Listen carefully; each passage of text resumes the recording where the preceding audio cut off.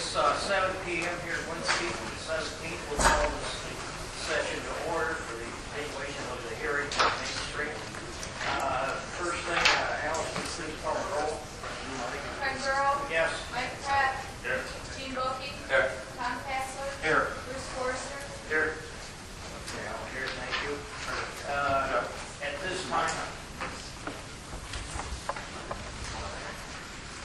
this time, we'll ask for approval of the previous minutes that were mailed to us by the zoning chairman's office. So moved by Bruce, is there a second? Second. Okay. All in favor say aye. Aye. Opposed, same sign, motion carried. And at this point, we will turn over the meeting to Judge State.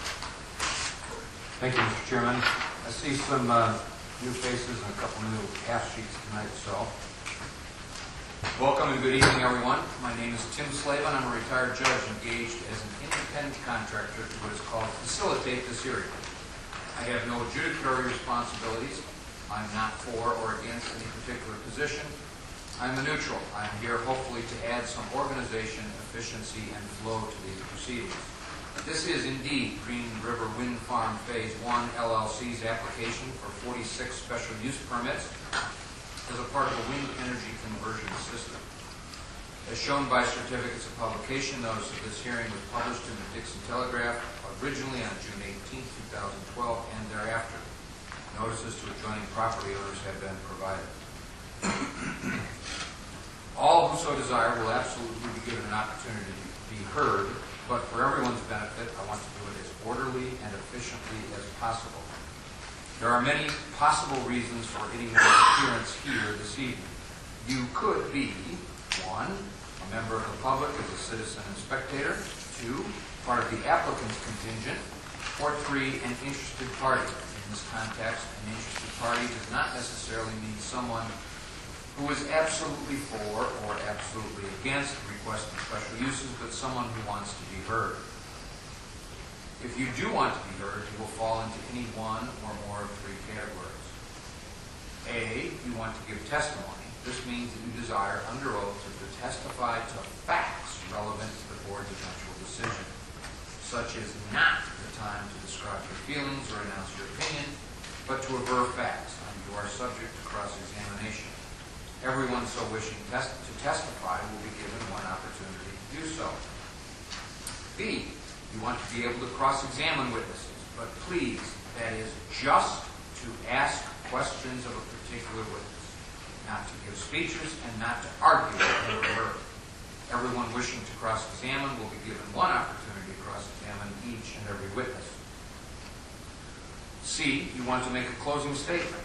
This is the opportunity to tell the board how you feel or give them your opinion based on the facts adduced during the whole hearing process as to what their decision should be. Everyone so wishing to give a closing statement will be given one opportunity to do so. Again, everyone will absolutely have an opportunity to be heard.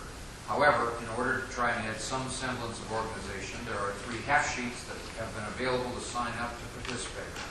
One indicating your wish to testify, another your wish to cross-examine, and the last indicating your desire to give a closing statement.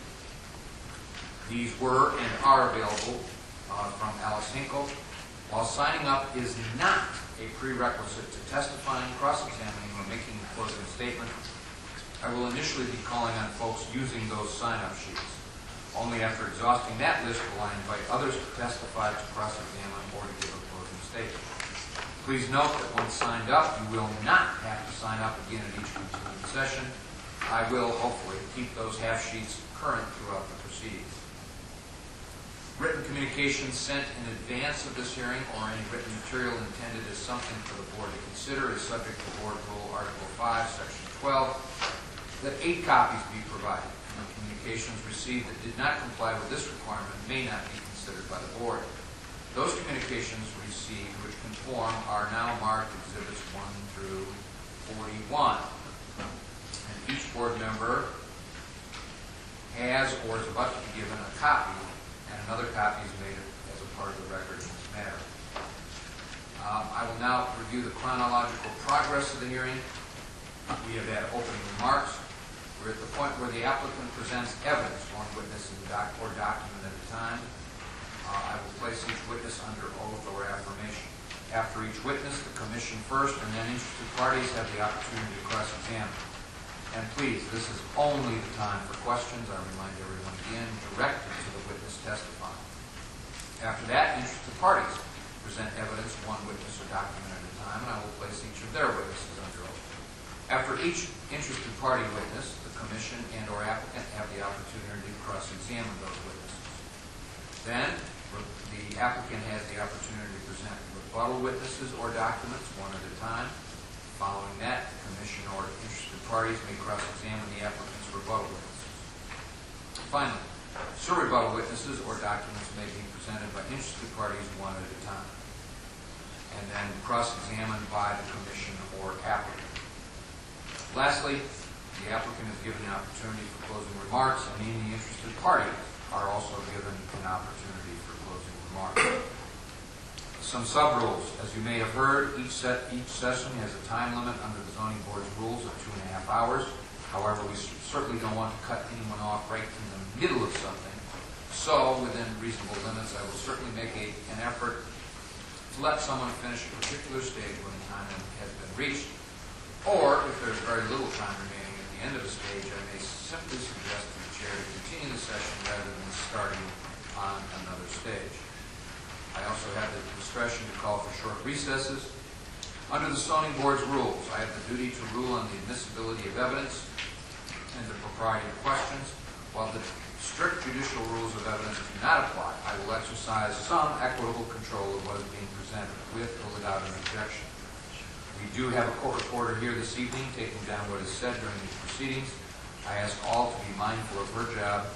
She cannot take down two people talking at once, nodding heads or gestures, and while I know she's very skilled, there is a limit to how fast people can talk and expect her to keep up. I do ask for civility and decorum. This is certainly a public forum, but please be respectful of all who consider it important enough to be here.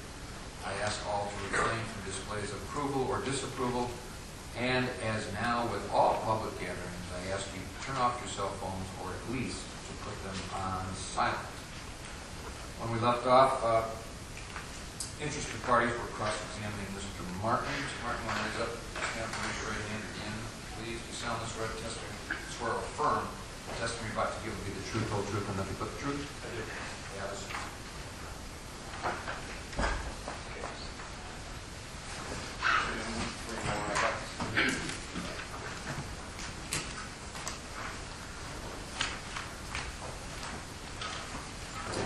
Sorry.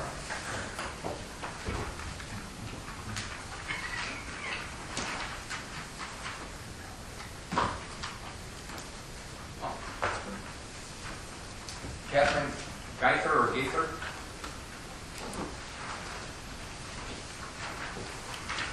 Kind of mixed up the order in which these were, ladies and gentlemen, and I'll never recover it. So.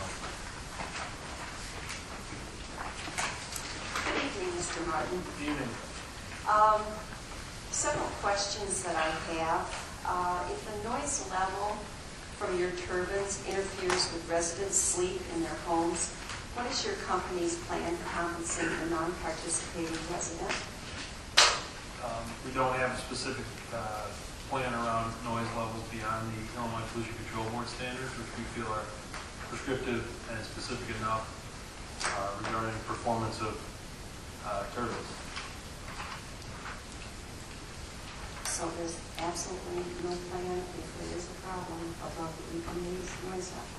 The Illinois Pollution Control Board standards. Oh, I'm sorry. The Illinois Pollution Control.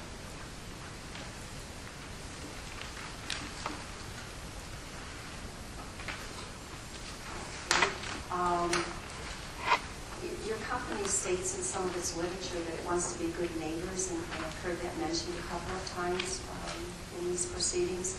Yet in a previous statement, I believe your company said that it doesn't want to go to the expense of the type of automatic tower lights that would turn off and only on when airplanes were in the area. Does that mean your company only wants to be a good neighbor when it doesn't cost you?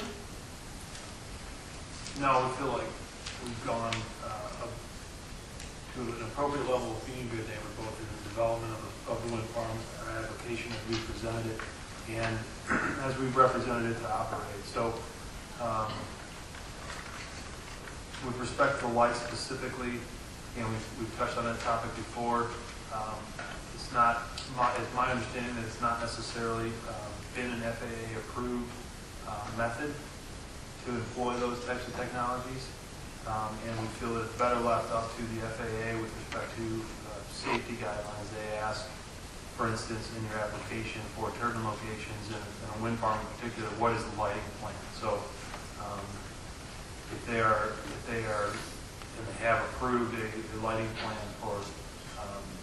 for our wind farm, then we feel that that's the body that should dictate that, because it is a safety concern regarding aircraft flying in the air. Okay. So maybe I have another question on, you kind of gave me an idea of what your interpretation of a good neighbor was, and that is developing this project for the county. I guess that's not what I understood, good neighbor. You're having a conversation. Yeah, I'm sorry. Get back to questions. If it's proven that a sale of a residence or farm is lower due to the turbines being placed near them, what is your company's plan to compensate the seller? We've seen no evidence that that's going to be the case, so we do not have a plan. If your company sells out to another company, what is your company's plan to assure the next company honors the agreements that Green River Farm Company has made with non-participating residents? Again, we've discussed this topic before, so not only do we expect that the ZBA as a recommending body and the county board as an approving body put certain conditions on the operation of our wind farm and any kind of obligations that would go along with it, but also we make public statements, we have representations in these hearings, and we expect to be held to those.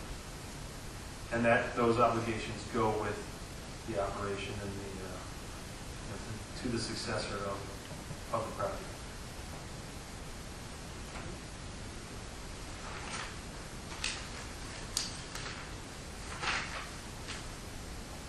Do any of the transmission lines cross non-participating landowners' land? Only in as much as rights of way of for instance, a state road, but at the point of construction, everything would be within a participating landowner's parcels, for instance.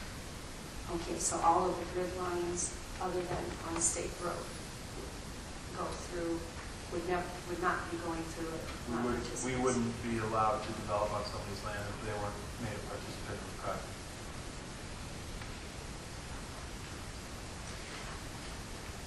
At the last meeting, I think I heard you say that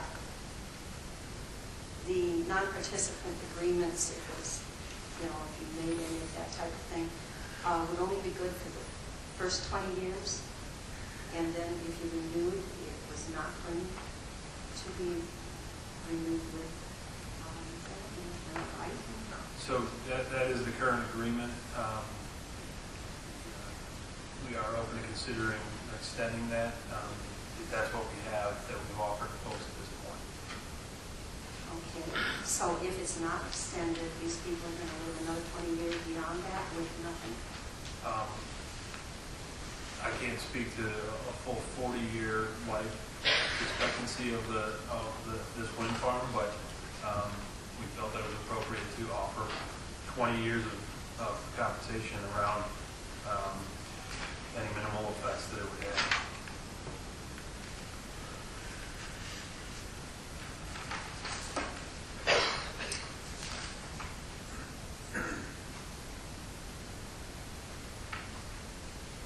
Okay, If there's TV interference from the placement of the Green River towers and turbines, what is your company's plan to compensate the non-participant resident? As a direct result of any impact from the placement of our turbines, we would make that landowner whole on their whole, if not better, on the reception for their TV and the channel received. Okay. And by whole, that means throughout their lifetime of living at that residence? Yes. Okay. Because I know in the past some... You're doing it. Oh, I'm doing it. Good. See, if we do that, we deteriorate into an argument. Yes, I know. Have you seen what some of the interference looks like on those TVs? I can speculate as to what low signal would be, but I haven't specifically experienced it. I have.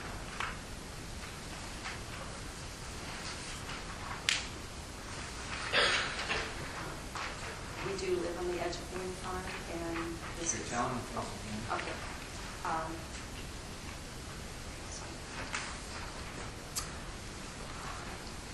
think I have one more question, if I can get it in the question form.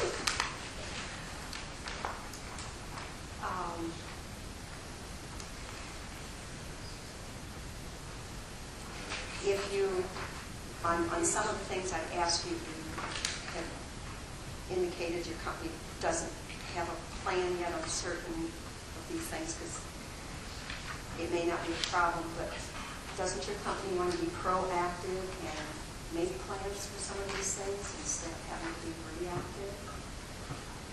Absolutely. In fact, I feel that we've, in how we've presented our application and plan our wind farm, we are being proactive, and some of these concerns have been taken into account. So it feels that the wealth of information that we're providing up front and the hearings that we're going through in order to address these issues and understand where the wind farm stands or where the company stands on specific items is proactive. Okay, thank you very much. Thank you. Kendall Geiser?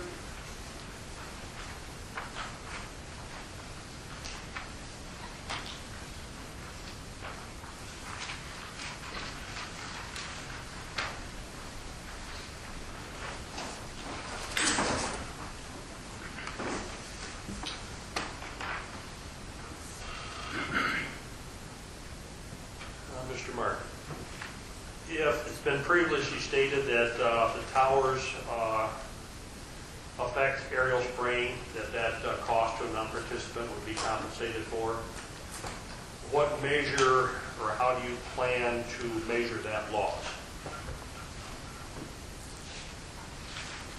I think it's going to rely on a variety of competitive bids and analyzing specifically what parts of the field would be affected specifically by a turbine, by placement of a turbine. So I can't speak to too many specifics because each scenario is going to be different. Would the yield loss monitors on combines be acceptable? So I think there are too many factors on a post-harvest speculation as to what could or couldn't have occurred based on spraying to come to that conclusion. So I think it's more appropriate that prior planting, during summer growth, that it be analyzed then as to, again, what the incremental value would be for those specific parts of whatever field. Again, I've not heard anything regarding the fact that aerial spraying cannot be done. It's just a matter of the incremental cost that folks would be charging as a result of placement of the turbine, for instance.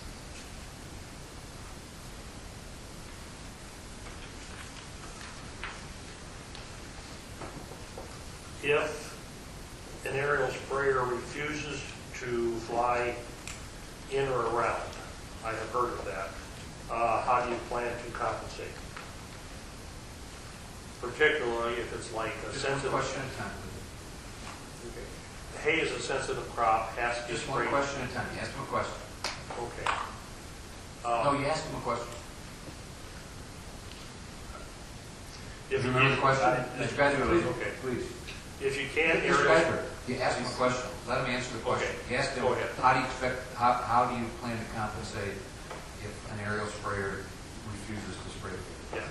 I think the first task would be to check with other providers in the area for competitive information as to whether or not that there is a full suite has been exhausted for options for that service. Okay.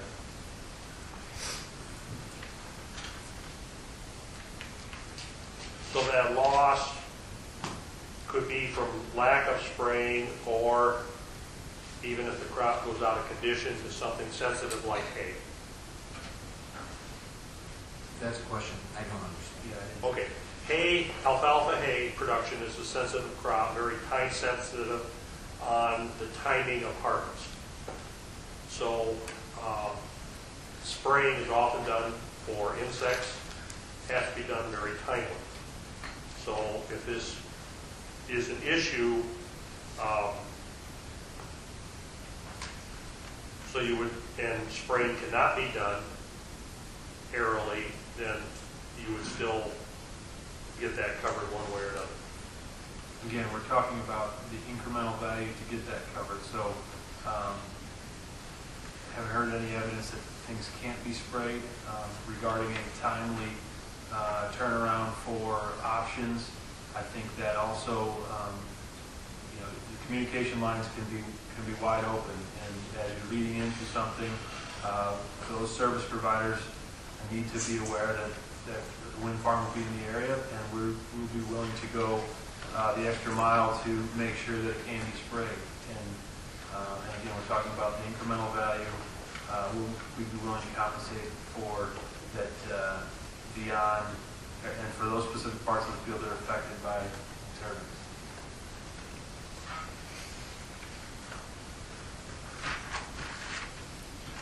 Been previously stated, and you've advertised that you want to have a good neighbor policy. Would you define that good neighbor policy? The current agreement, the Good Neighbor Agreement that we're offering folks is to offset any of the modeled shadow flicker impacts specifically. Anything over 10 hours of shadow flicker, we are offering $1,000 per year. And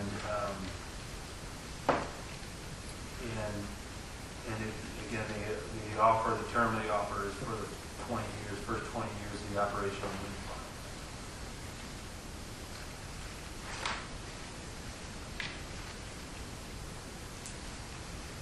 farm. Okay, you should have before you a printout from a flyer that was mailed. Front cover looks like this. Okay? On page 2, lower left hand. Just so I keep up on the record, that's mark 40. Page 2, lower left-hand corner. Would you read the question and answer?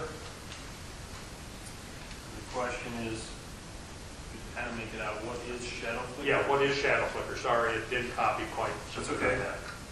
Shadow flicker occurs when the turbine is in line between a house and the sun, causing rotating shadows of the blades to pass over the house continuously. With a properly planned wind farm, there is no reason for anyone sitting in their home to be affected by shadow. Okay. Also, there's another one. What number is that, Judge? 39. Okay. Front covers showing copy from your website. And on page 3, question 15,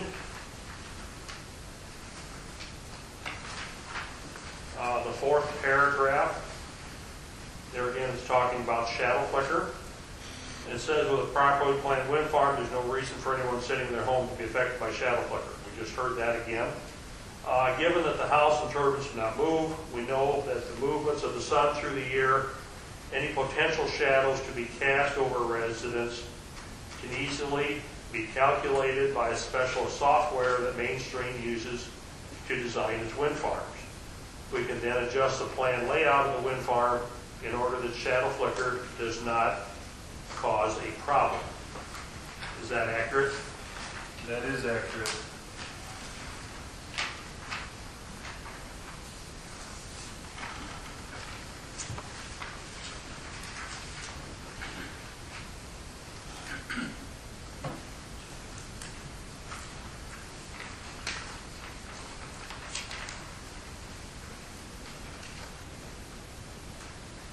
Okay, you stated that you're figuring the shadow flicker you're allowing, or your permit is allowing for 10 hours and then a payment. Now, is that payment for anything over the 10 hours? Yes, for anybody over 10, conservatively projected to receive over 10 hours of shadow flicker and up to 50 hours of shadow flicker, although those are rare occurrences. Okay, and yet I'm confused because you're saying here that if it's designed properly, there won't be any shadow flicker. No, the literature specifically speaks of it becoming a problem, and there are reasonable amounts of shadow flicker. This is not meant to be a zero tolerance event. This is defining what a reasonable amount that could potentially even be perceived as a problem would be. And we feel that 10 hours of shadow flicker, conservatively projected, is very low. In fact, we feel that 30 hours is a more appropriate number, but we're willing to offer a good neighbor agreement to those folks conservatively projected down to 10 hours. Have you considered somebody that has vertigo or is subject to motion sickness in shadow flicker? Absolutely. In fact, we're happy to consider other mitigation measures regarding those specific items. Again, shadows can be eliminated with tree stands and properly installed blinds, awnings, those sorts of things. Have you done a test project on, for instance, trees, as to what it would take for trees to stop shadow flicker? We have not done a test project, but some of this is geometry, so it makes sense that if you put something in the way of something else, that shadow or that absence of light would be constant. I believe I remember from a prior session that the planting of trees was mentioned. What size trees are you going to plant? Depend on the situation and the placement of turbines and the home. So it's up for consideration for each individual case-by-case basis.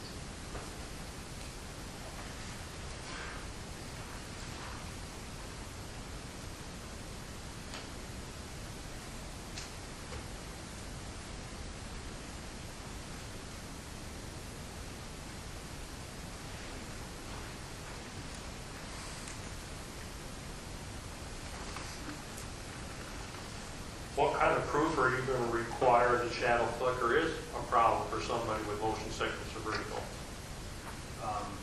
Again, if it's conservatively projected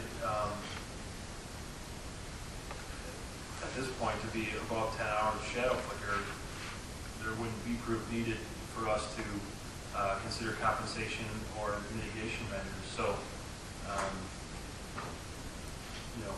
prior to the onset, which is where we're at this point, we're already offering some kind of consideration.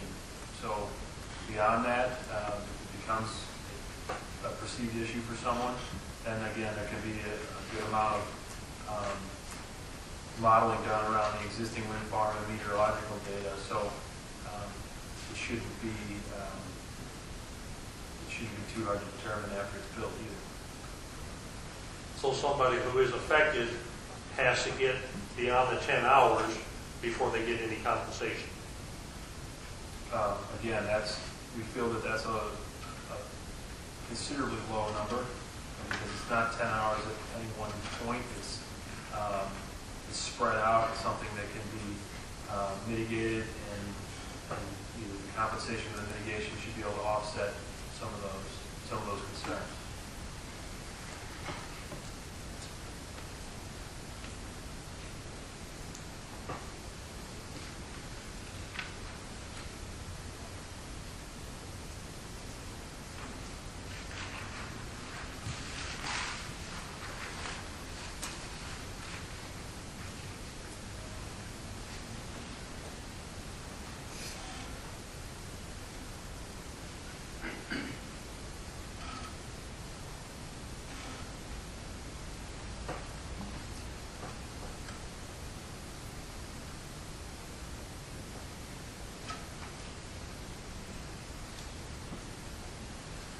So based on the information that you have printed here,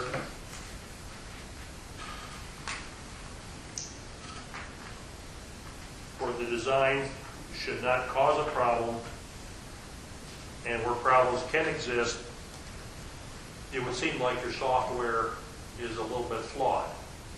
That's not a question. I was- Now's not the time to argue. No, I didn't phrase it quite right to get the question. So the question is your software flawed a little bit? That is, shadow flicker is going to exist and cause a problem for 10 hours or maybe longer? No, in fact, I feel that it's conservative. But we will have an expert here in mid-November to speak to the specifics on shadow flicker and the software, so it seems more appropriate to discuss the software at that point.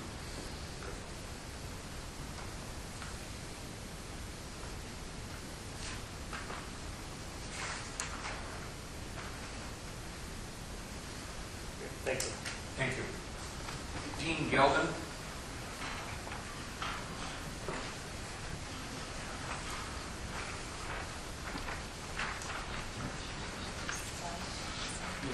I think it's G-E-L-D-E-N, right? That's right. Good. I'm here for our township, Hamilton Township. Have you done any consideration of what you're going to do for the Green River, the 2,000-foot setback that we're asking? Have not heard this said very much about the Green River. You're aware of the Green River? You've asked him a question. Let me answer the question.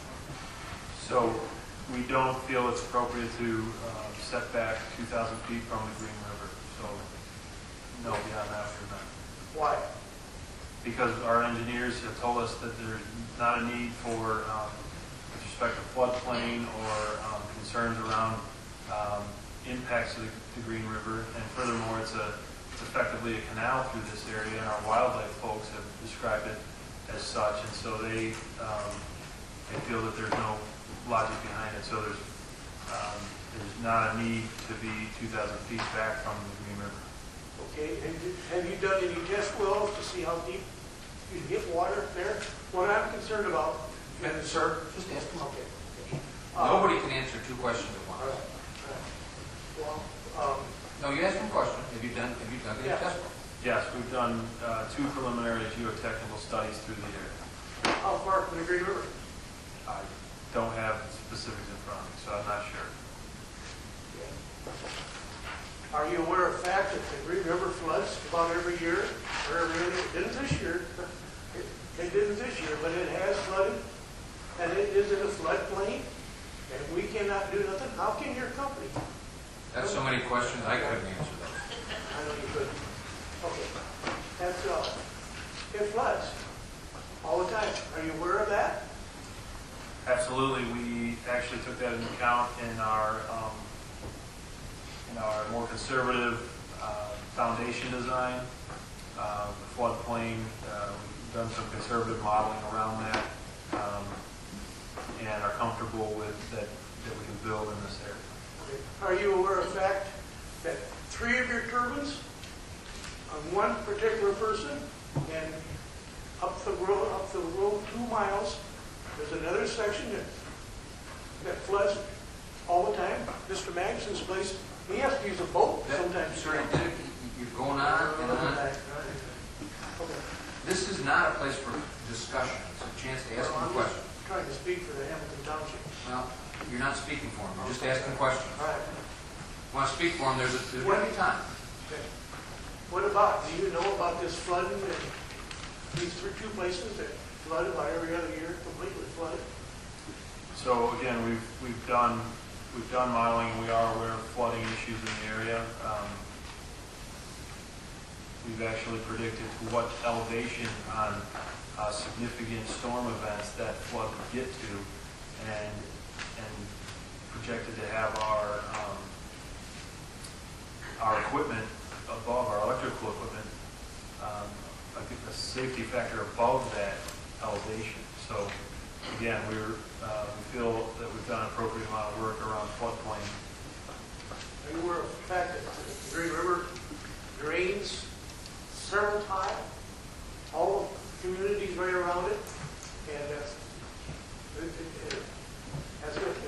do you aware of that fact, and how much Absolutely. time is there on the Green River? Again, my understanding is that the Green River exists, particularly through this area, to drain a good amount of this land to keep it in productive use for farming. Precisely, because it was You're telling us things again.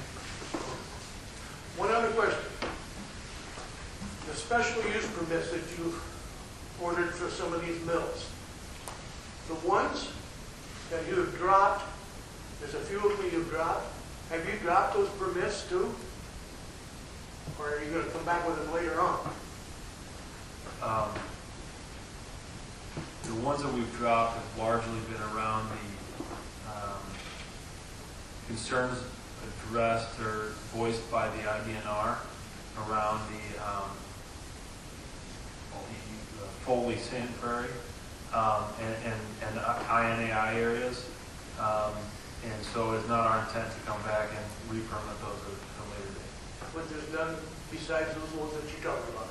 I know one for fact that's been dropped. You're telling things again. You cannot That's all testify. I've got to say. Okay, thank you. Thank you. Mark Wagner. Thomas Steffen. Nancy Timble.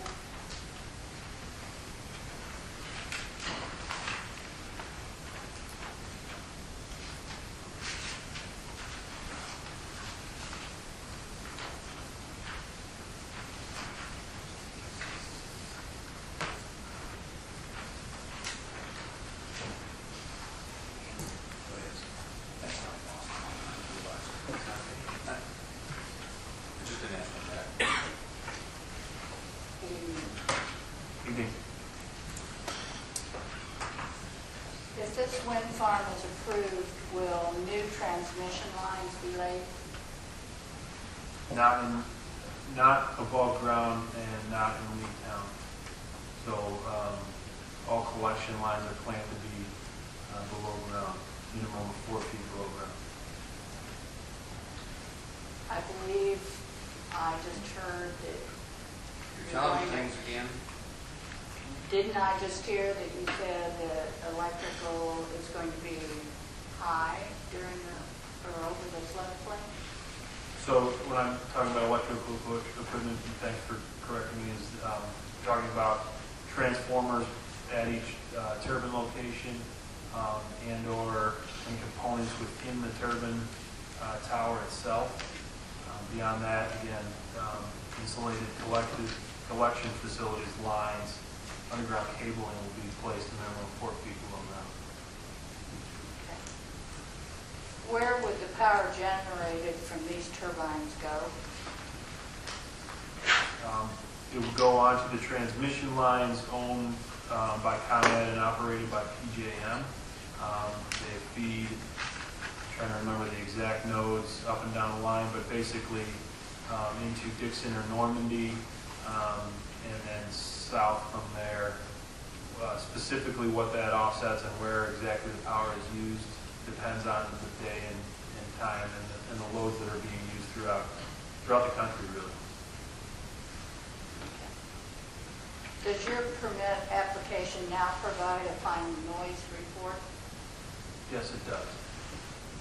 And is that available to the public? Absolutely. I believe you can obtain it from the zoning office. Does your permit now have a final shadow flicker report? It does. And we can get that also from, Yes. does it provide a final decommissioning report now? No, I don't believe it. It does not include a final decommissioning plan. In fact, as our petition represents, we believe that should be established just prior to building permits being released. But again, we've committed to tendering that for the ZBA's consideration to the extent it gets developed while we're going through these procedures. Have you provided a final siting map? We have provided 53 final siting maps, as well as broader overview maps of the area in our application, yes.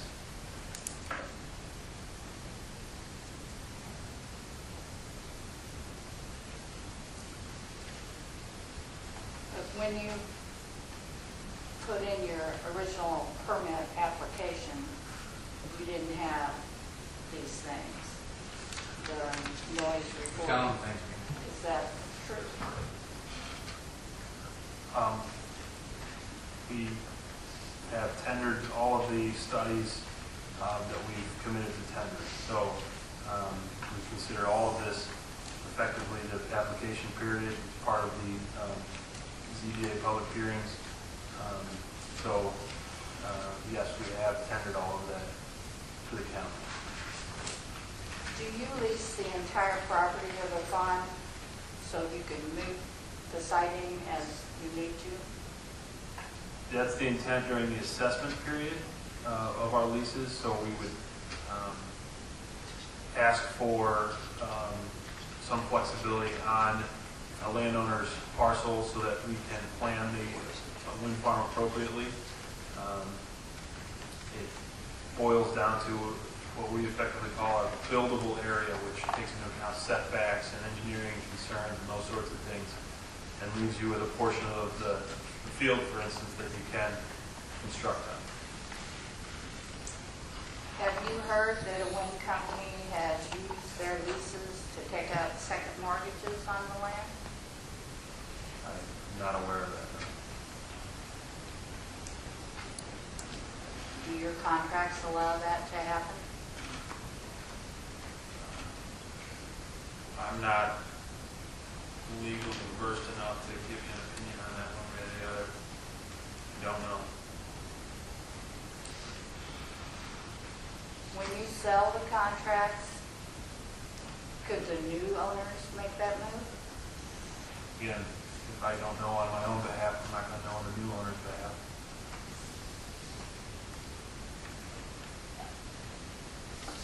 So my next question was, do you explain to the landowners that that possibility exists? But if you don't know if it's in there, I guess you don't. Is that correct? That's correct. Did your noise study include the impact on livestock? No, our wildlife study would take into account any consideration regarding the need to study anything with respect to livestock. Did it include the impact inside metal barns?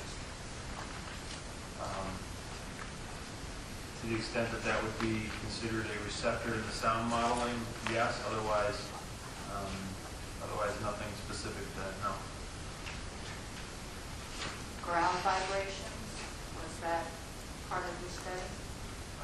We'll have to leave that to our expert to discuss. I don't. Are you aware that there are many reports of low birth rates, low egg production, low milk production, deaths from stress and nervous reactions in livestock? I'm not aware of any definitive data on that, no.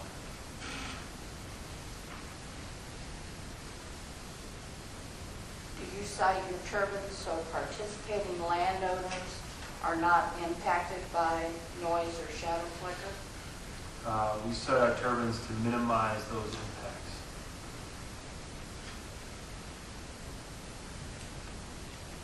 Do you cite your turbines so non-participating landowners are negatively impacted? No, again, we cite our turbines to minimize any impacts, whether or not those impacts are considered positive or negative are not for us to decide. That's for the ZBA to decide and recommend. Would you do the same as the cow project where turbines surrounded houses of landowners who were very much against the wind farm?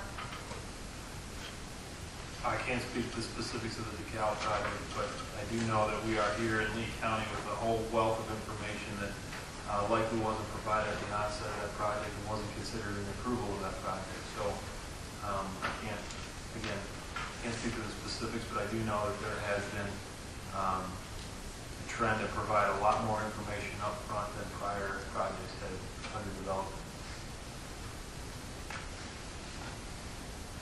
Does your good neighbor policy cover things like loss of TV, GPS, cell phone service, as well as noise and shadow flicker?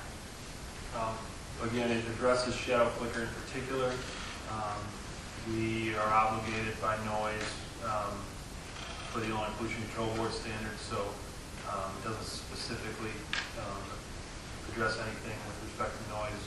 That obligation is already out there. And then with respect to TV, again, we expect the ZBA to have an obligation or put an obligation on us as a result of this permitting process. A baseline study has been done. Any results of any negative results as an impact or as a result of the construction of our wind farm would be on us to rectify. Do you think that a good neighbor payment of $1,000 a year makes up for not being able to sleep at night? Just that is our. Okay. Yeah.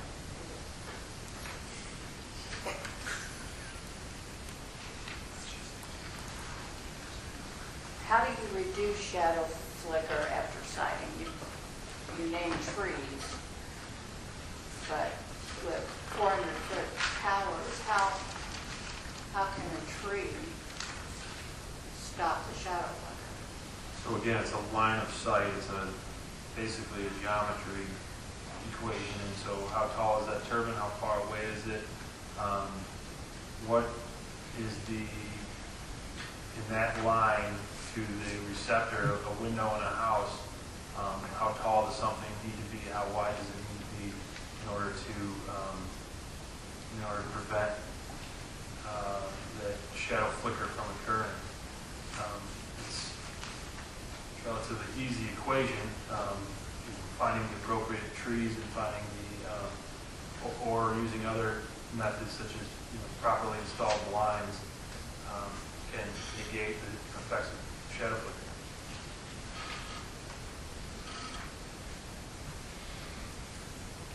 And are you aware of how long it takes a tree to grow, to be very tall? Again, we're talking about, it depends on the situation. What is the tree, what is the need for what type of tree, and how mature does it need to be, depend on every situation. It may not work for every situation. I'm not saying it's the only method that we're offering. When you sell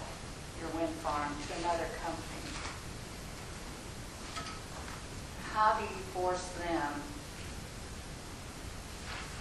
to uphold all the promises you've made that may not all be in writing? This question's already been asked and answered. We've gone over that. I mean, I don't mind if people asking the same question a few times, but we've gone over this numerous times. Between the obligations running with the land and the zoning board's obligation to put things in the conditions of granting a special use permit. We've been over it. It's over. I guess I haven't heard the answer. That's all. Okay, thank you. Jim Timble.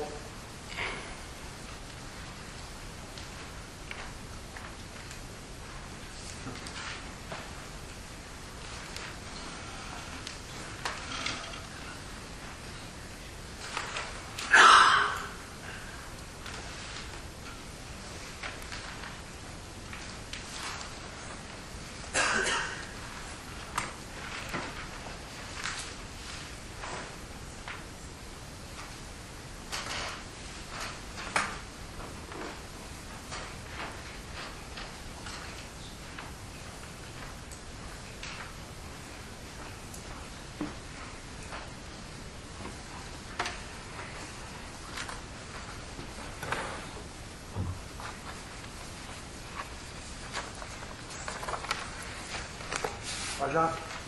Evening, Jim, we missed you last week. You came back early.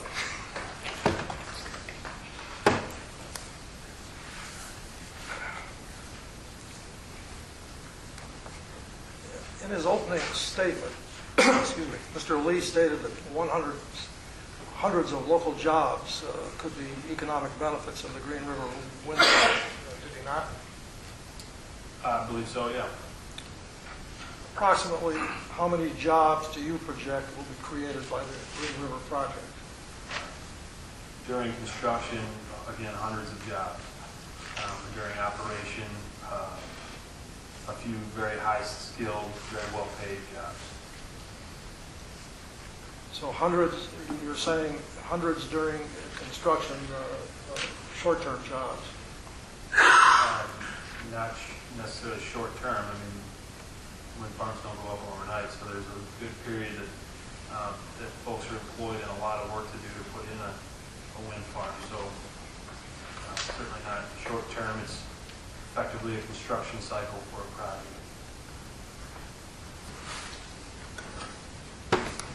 Are the hundreds of jobs, are they across all phases of the Green River project?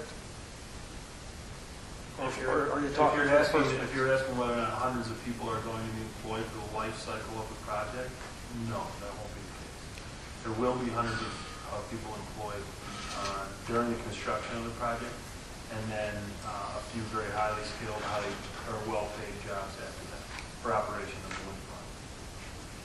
Let me ask that question better. It wasn't done very well. During the first phase of the project, the 60 wind turbine, approximately 60 wind turbine phase, will hundreds of jobs be used to put up those 60 turbines? Hundreds of different jobs. Yes.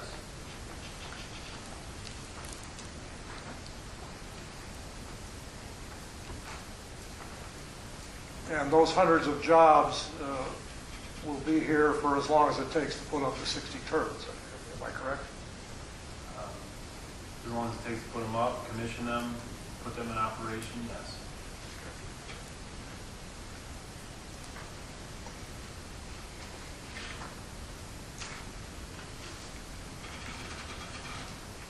Do you recall Mainstream's June 2009 media release, which projected 60 short-term jobs during construction and 12 short-term jobs thereafter for the Shady Oaks 59 turbine wind farm? I don't recall that.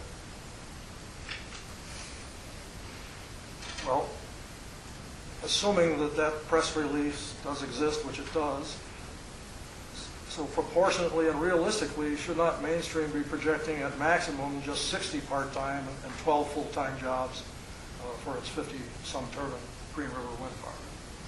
I don't know what exactly went into the numbers of that press release, but we're talking about multiple crews on the ground running a variety of trades between concrete, trucking, electrical crews, iron workers. Again, that's just the crews on the ground. There's also the jobs it creates of running the concrete plants, having those other materials ready to go for the wind farm specifically. So no, I think it's a factor of hundreds. Okay, so basically you're saying that the concrete plants involved would not be able to handle the demand with their current staff? No, but whether or not that staff is tasked with doing something specific to Green River is a job that has been established.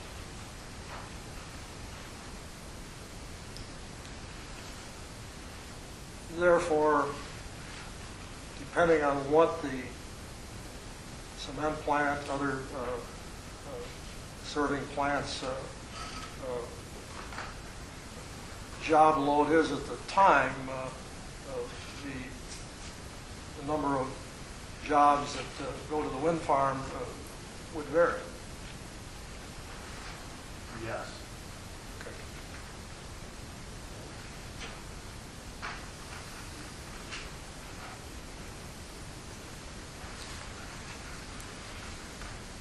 What percentage of the construction jobs for the Green River Wind Farm, should it be built, will be filled by out-of-town workers with specialized wind turbine assembly and unique turbine-related electrical skills? I can't speak specifically to percentages on that. I don't know. It's typically a management and oversight role, and as well as very specialized things that aren't found throughout an area. But we have provided a lot of local wind farms the industry has in Illinois and specifically in Lee County, so some of those jobs might very well exist already here. So I can't speak to an exact percentage, but it's probably lower than a lot of other areas.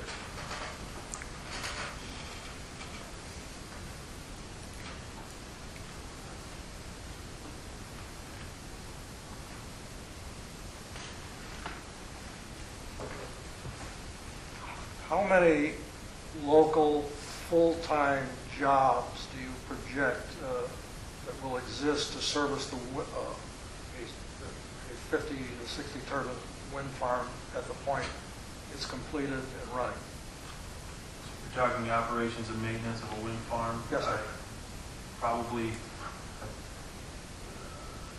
a technician for every 8 or 10 turbines, as well as staff for the office and supervisors. So it's a dozen or more. Okay.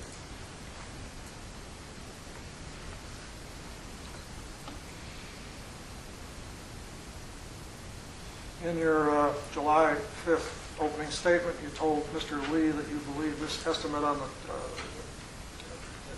his estimate on the total Green River Wind Farm was low, but it will depend on the number of turbines. That would be his tax benefit estimate. Is that a clear question? Yes. Let me try it again. In your opening statement, did you not tell Mr. Lee that you believed his estimate on the total Green River Wind Farm tax benefit was low, but the total will actually depend on the number of turbines? I don't recall specifically, but that sounds correct. Okay. Approximately how many turbines would need to be constructed to fulfill Mr. Lee's estimate of $15 million in new tax benefits to Lee County over 20 years? I don't know off the top of my head. I'd have to take some time to calculate. Following that up, was Mr. Lee's $15 million estimate a non-calculated estimate, or was it a bona fide mathematical calculation? Mr. Kimball, I'm not going to allow that question. I'm going to tell you what Mr. Lee said is not evidence. Mr. Lee was not under oath. Whatever he said, and I'm not saying you're wrong, but wrong, it was an opening statement. What matters is the evidence that comes from the witness.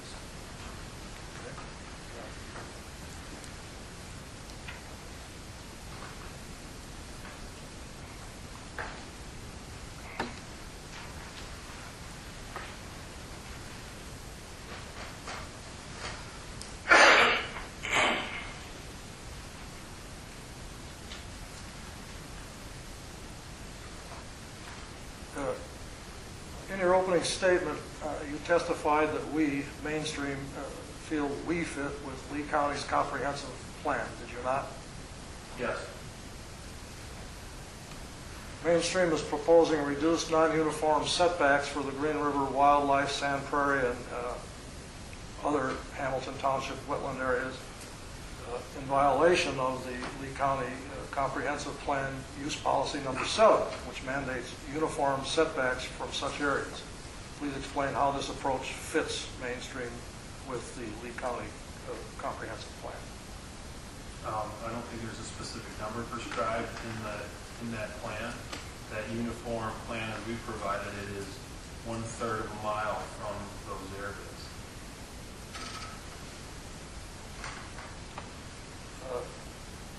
Did you not testify earlier that you were requesting 1/3 of a mile as opposed to 1/2 recommended by the IDNR just for the Sand Prairie wildlife area? No, it's actually both wildlife areas, the Sand Prairie or the Green River, and specifically it's the INAI areas within those natural areas. Okay, so you are requesting less than they recommended, but you are requesting uniformly less. Again, that would be the minimum. Obviously, not every turbine is projected to be exactly 1/3, but that would be the setback beyond which we're planning our wood farm.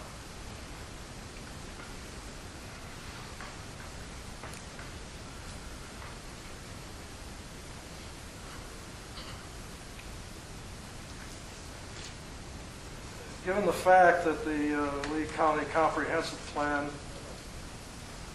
generally restricts 100-year floodplain areas to, quote, no development, unquote, how did you and the IDNR justify its approval of placing 50-story wind turbines on Hamilton and East Grove Township's 100-year floodplain? How was that justified? So the IDNR is largely concerned about big impacts to those flood areas, and this is my understanding of it, and shifting that projected flood area elsewhere. So impediments to where that water could go, and larger surface area that would affect that. And so I assume that they reviewed our analysis of the floodplain, considered the base flood elevations that were projected to be appropriate or conservative, as well as any of our consideration regarding raising our equipment above the floodplain as appropriate, and therefore they signed off. Thank you.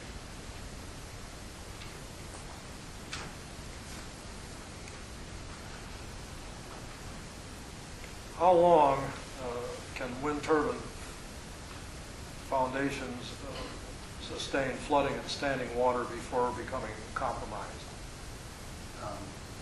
Well beyond the life expectancy of the project if appropriately designed. Okay, so there was a study of specifically the wearability under flooding of the foundations, etc.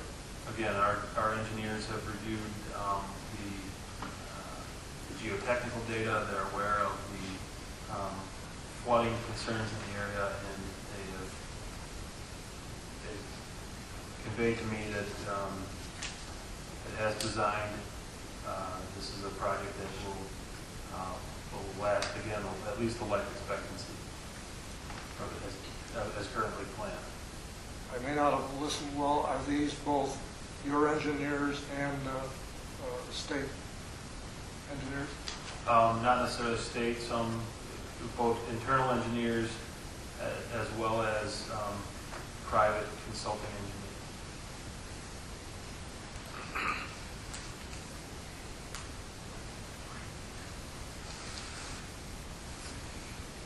Does Mainstream plan on building wind turbines on Lee County's environmental corridors?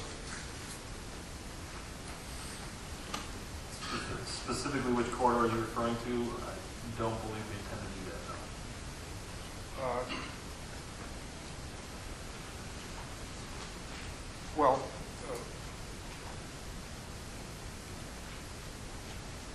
follow-up question, you are not intending to do that on any Lee County environmental corridors, is that what you're saying? Again, I'm not sure exactly what environmental corridors you're referring to, so I would have to review that information prior to appropriately answering, but, again, we feel like we are well in sync with the comprehensive plan.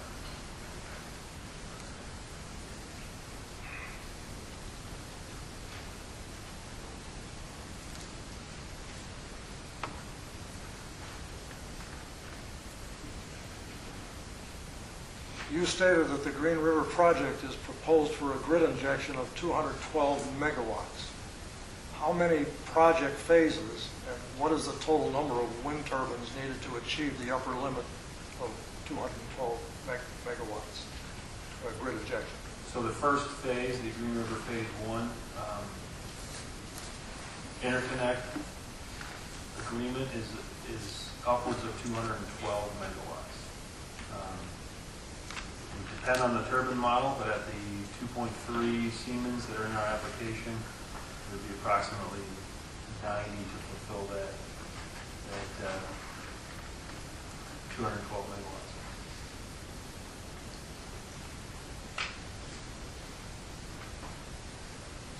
So you are stating that to fulfill 212 megawatts, it would take 90 turbines, which means it would be the first phase and into another phase to reach the 212 megawatts. Is that correct?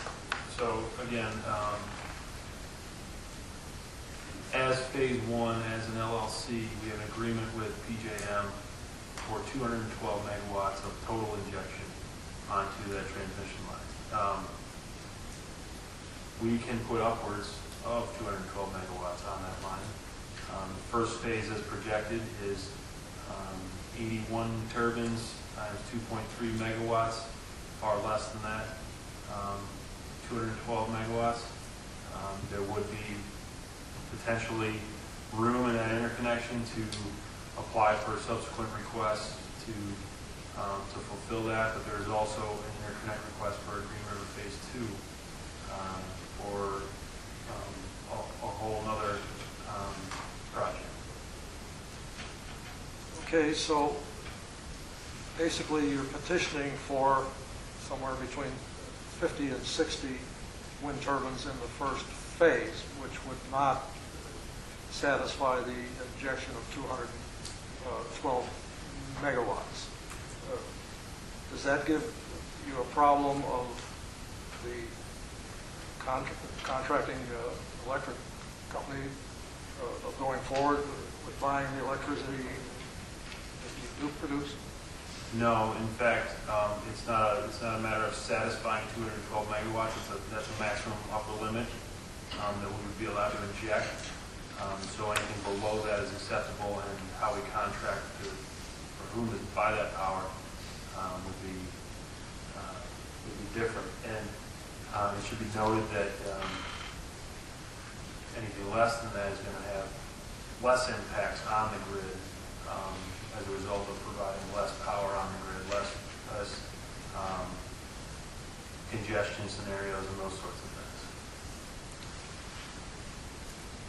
Is Mainstream still on board with Keith Boland's March 2011 projection of 190 Green River wind turbines?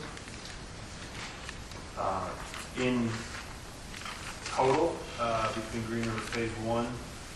All phases? Yes. Yeah, all phases, that would be, the hope is to reach an upper number like that. Where Phase 2 specifically is requested for, whether it's Lee County, Bureau County, Whiteside County, is under consideration at this point.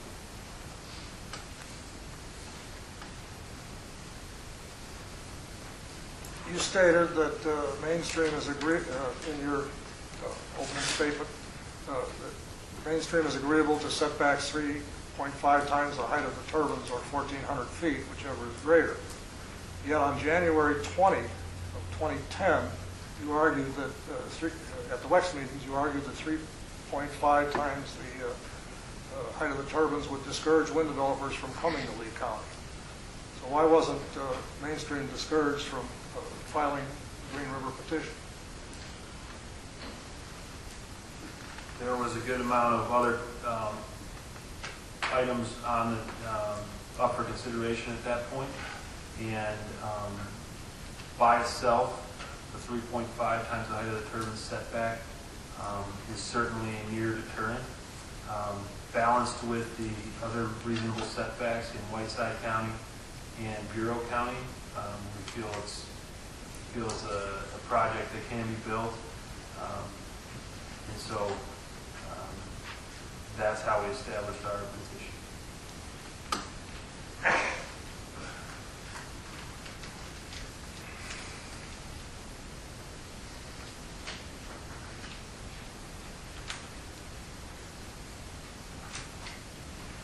Will you please explain to us why you believe 400-foot, 40-story wind turbines placed 1,400 feet from residences will not compound and grow the levels of noise, shadow flicker, infrasound problems, etc., that have occasionally been experienced by families living the same 1,400-foot distance from 200-foot tall, 20-story turbines?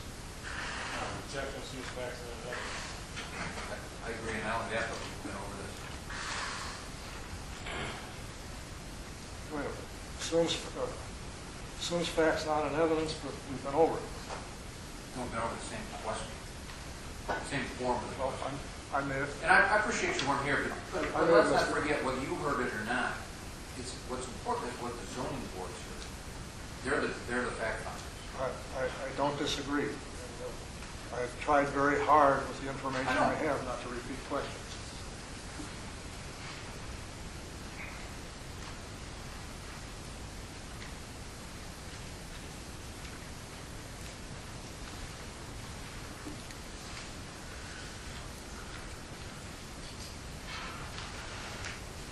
Rick Porter asked you for up-to-date costs on the latest FAA-approved lighting system that was able to sense air traffic and turn lights on and off. Have you updated that information? And if so, would you share it with us? Only to the extent that I've heard anecdotally within the company about possibly upwards of millions of dollars to install things.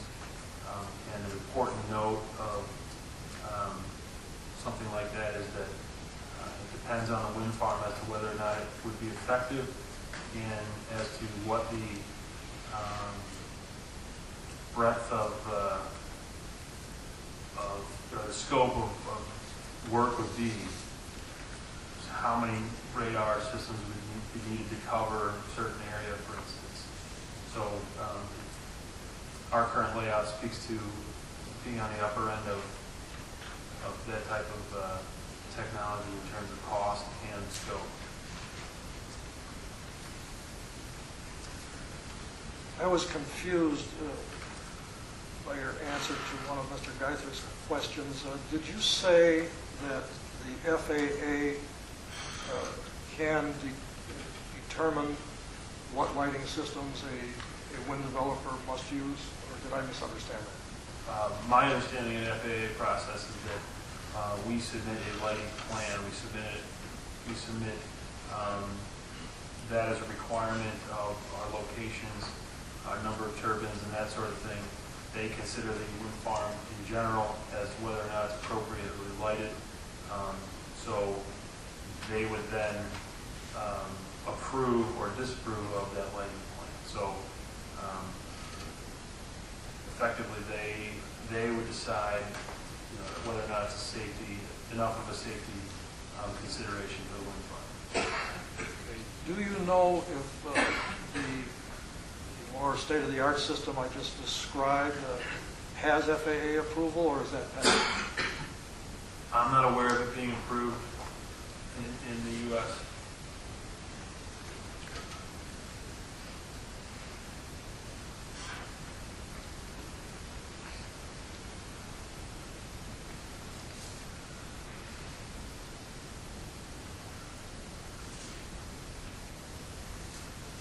What is the status of your request for box turtle incidental takings? We had a conversation with the IDNR this week and had committed to submitting an application with specific measures in it to protect not only the box turtles but all the five species of concern that we've talked about in these proceedings.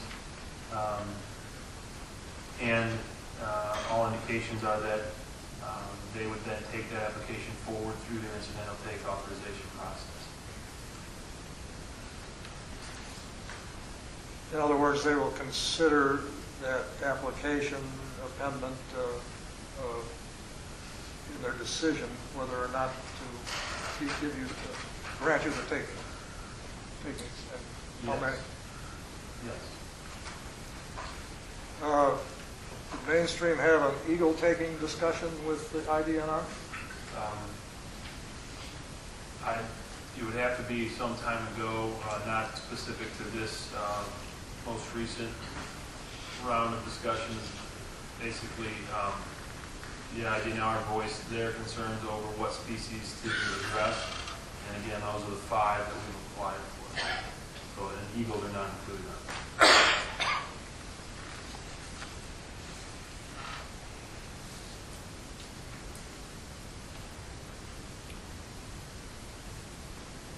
You have mentioned tree stands more than once in your testimony. When you talk about supplying tree stands to mitigate shadow flicker, are you talking about growing trees from seedlings or actually transplanting trees of size? Transplanting trees of size. Do you know offhand what the tallest tree of size is that can be transplanted? I don't. I don't either.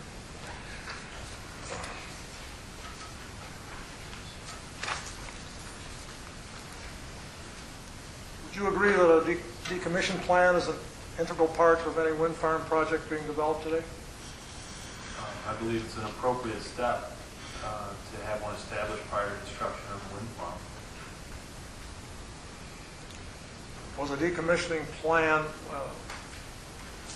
one of your areas of public interest you identified when you participated in the wind ordinance development process with Lee County and therefore included it in your permit application?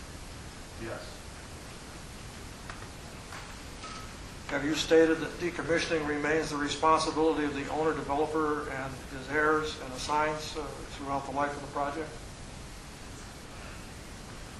That is the initial obligation. Yes.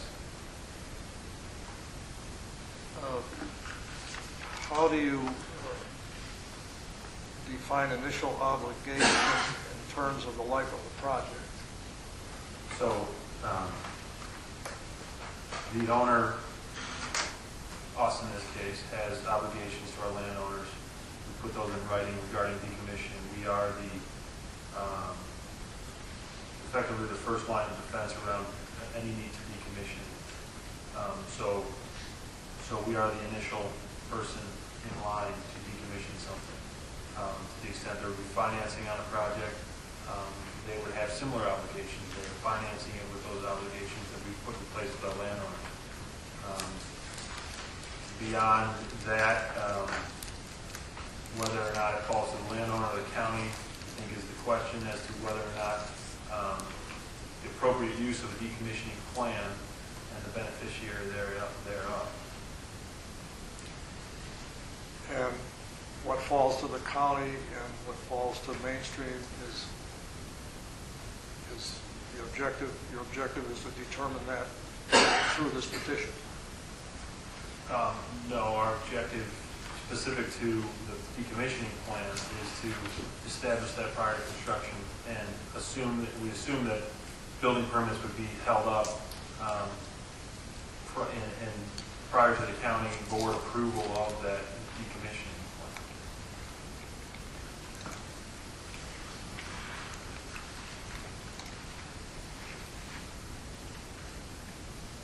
Have you stated that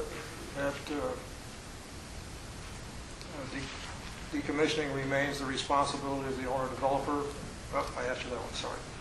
Since the current wind ordinance 10-15-15 does not include provisions for a decommission plan, did you decide unilaterally that you would submit a decommissioning plan at the time building permits were issued rather than at the time special use permits were requested? Yes. Was withholding the decommission plan from the vetting process of the public hearing, the WEX public hearing, an effort to remove the decommissioning plan from the public scrutiny that accompanies an application for special use permits? Objection. Approval. Not at all. In fact, effectively, the meat of our decommissioning plan is contained in our application, and I'd be happy to answer any questions regarding that, those specifics in the petition. In a default situation, do the owners and their creditors retain ownership of the operational equipment such as turbines, towers, substations? Default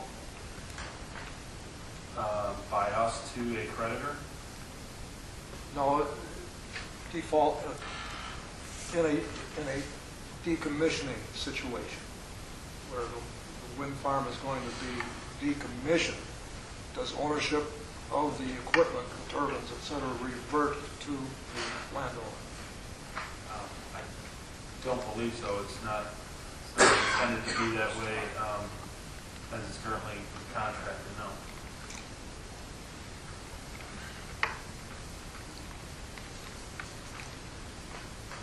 Are there any foreseeable situations where towers and turbines would become the property of the landowners? That's kind of vague, Mr. Temple. I think that's a suggestion. That can probably be answered that. I'm sure the Martians invade. I'm not trying to be smart, but that's an impossible question. Well, Your Honor, I was thinking in terms If you want to re-ask it, that's a little more specific. That's fine. Has Mainstream ever thought about scenarios of outsourcing the wind turbines individually or in a group fashion to other companies or groups of individuals or collective groups? Outsourcing what with respect to the... Outsourcing, franchising ownership. Groups of, I mean, there are many projects that get built in phases. Typically, they are a first phase would then go, if it is sold or operated separately, that would be that group of turbines. Subsequent phases would operate as separate entities and separate phases, for instance. But with respect to breaking up a project, internally, I'm not aware of any mainstream considerations around those scenarios.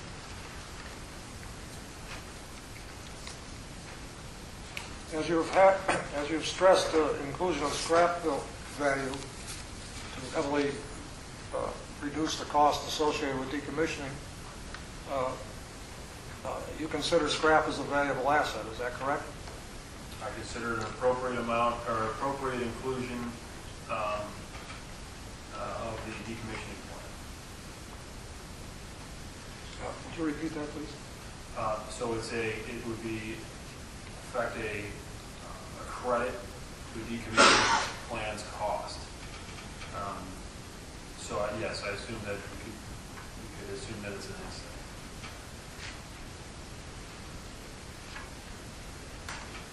Okay, so in essence, you're saying that you consider scrap towers and turbines a liquid asset that is an asset, liquid asset that can be readily turned into cash.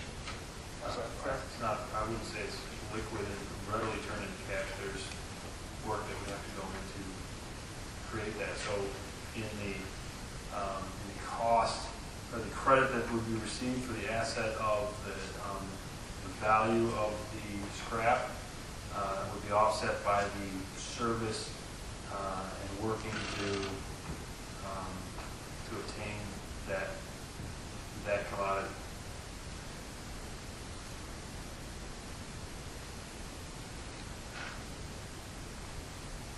Do you agree that the value of scrap metal fluctuates from month to month, year to year, and at times very drastically? Yes.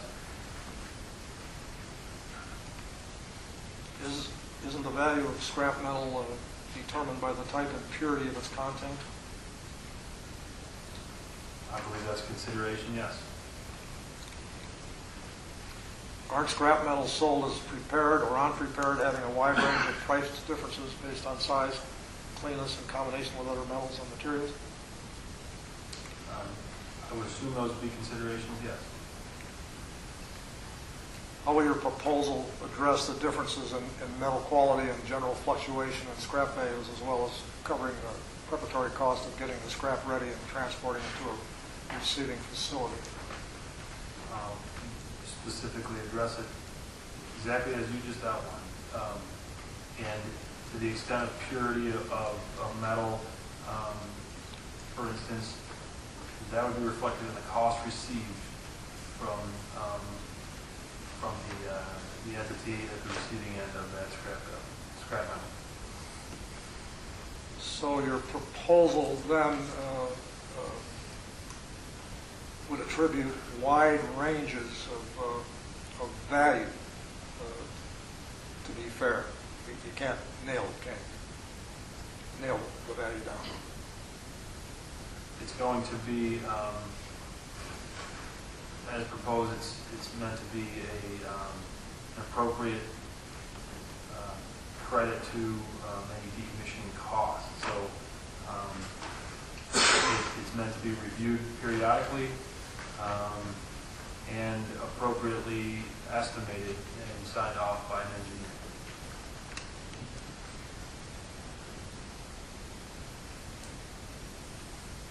Wouldn't an actual request for bid with the detailed operations required to complete all phases of a decommissioning in today's dollars provide a more accurate starting point on which to base your projections?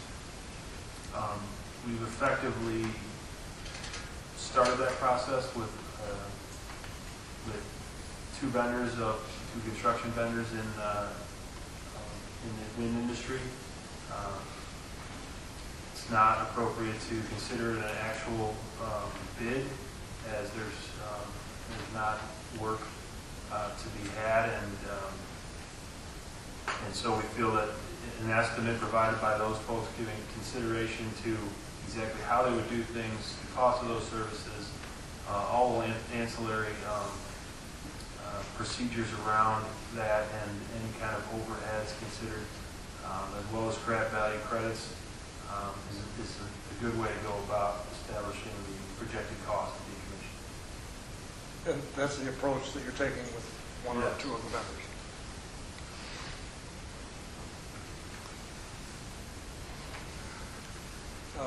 During previous meetings, you have mentioned the production tax credit and the renewable portfolio standards as incentives that work to make wind development profitable. Would you tell us what the renewable portfolio standard is at the present time and how it affects the price of electricity? In Illinois, the renewable portfolio standard prescribes that public utilities purchase 25% of their power from renewable sources, 75% of which is prescribed to be wind generation.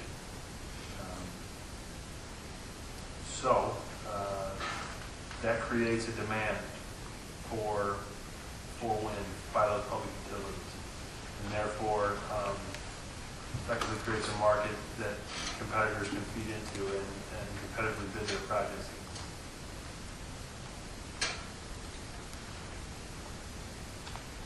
So, in essence, is that a way of that you can look backwards and calculate the price that you will be paid?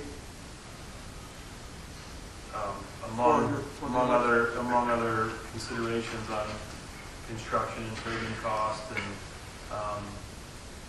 yes, that's how the market would work with respect to a renewable portfolio standard by itself. An incentive that I believe you have not mentioned is the accelerated depreciation schedule wind farm owners are allowed to take. At what rate are typical wind turbines and towers depreciated and over what period of time?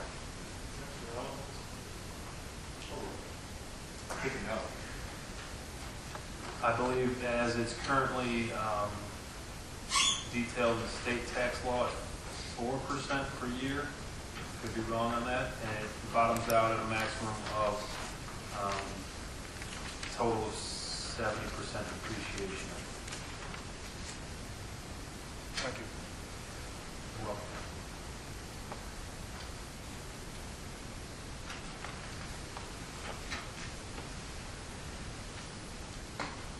And that form of depreciation, your industry form of depreciation, does provide a tax benefit for loss of value of an asset over an established period of time, does it not?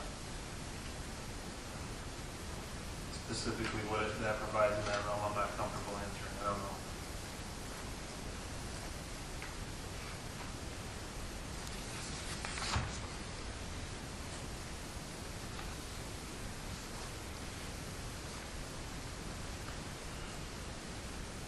For corporate purposes, do you know what the value of a fully depreciated asset is? I don't.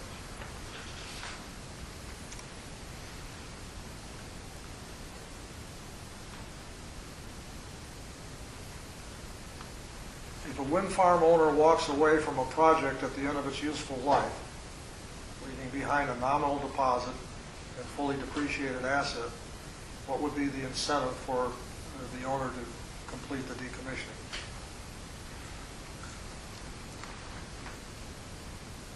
I don't believe that's a scenario we're talking about. So we're not talking about a nominal deposit. We're talking about an appropriate. Just answer the question.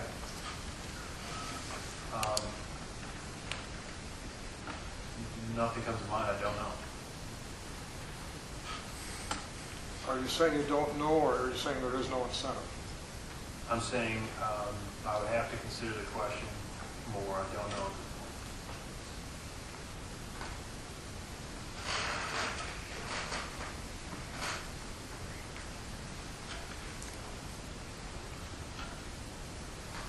The proposals you have submitted for decommissioning of the Green River Wind Farm to Bureau and Whiteside counties are based on a decommissioning of the whole project at one time. Is that correct? Effectively, yes.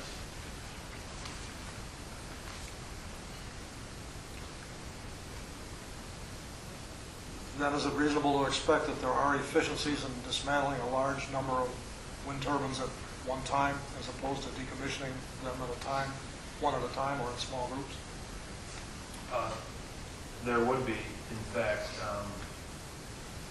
that's the purpose of building up deposits over time. So to the extent that something would need to be decommissioned earlier, again, as outlined in our petition, 1/15 of that project builds up over time, each year over time, and constantly reviewed. Should be sufficient funds to capture anything that would be abandoned and therefore need to be decommissioned earlier. And so then that's the periodic review would then capture the projected future cost of what's left, and funds would need to be trued up to make sure that that's covered.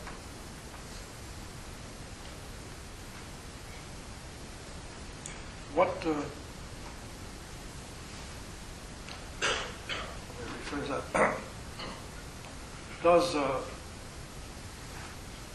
your preliminary decommission plan have contingencies to deal with a single unit decommissioning for turbine tower failure or forced decommission as a result of non-compliance? So I think I just outlined those. Basically, there is, the decommissioning plan would be in place. There would be a buildup of funds to cover the full project. So therefore, as those funds are being built up and checked against the need for future funds, and the requirement that comes along with that as part of the county approval, that's the contingency to capture anything that would happen before that projected decommissioning considerable thing. I mean, we're talking about some time down the road that nothing is projected to be decommissioned prior to that. So a buildup of funds prior to that would be a significant contingency against that. Okay, basically, you're saying that if one turbine has to be decommissioned, the plan covers it and the responsibility is there. Yes.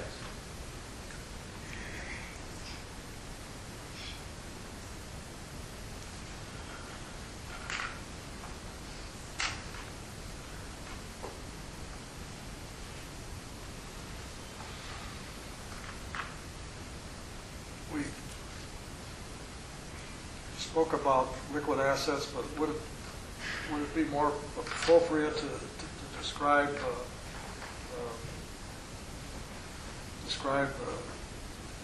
the turbines as a solid asset that will require a process similar to the construction phase, but in reverse?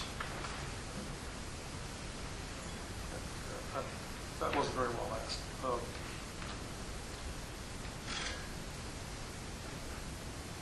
Basically, I believe you agreed that the turbines are liquid assets of a sort. No, he did not agree to that. I'm not going to let you preface the question with something that wasn't said. Okay, we'll skip that. You have stated that this project has been in the planning stages for more than 3 years. Did the project qualify for the 1603 grants awarded as part of the 2009 stimulus plan? And if so, did Mainstream receive funding as a result of those grants for this project? I don't know whether or not we qualified. I don't believe we received any funding for it.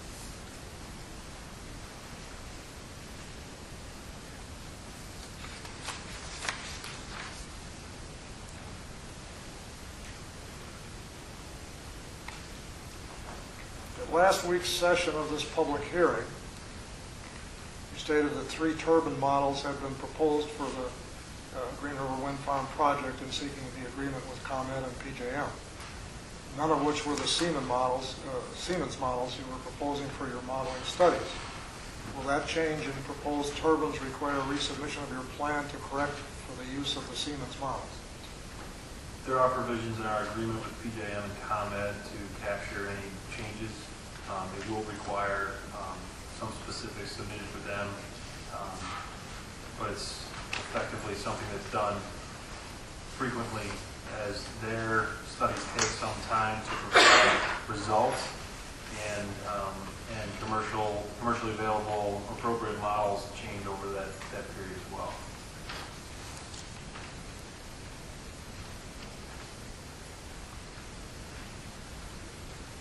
Under section 2A2 of your petition, you commit to being bound by any and all proposals and representations made under oath at the public hearing before the Lee County Zoning Board of Appeals, which shall be considered supplementary conditions of the special use petition granted by the Lee County Board, even if not directly specified herein.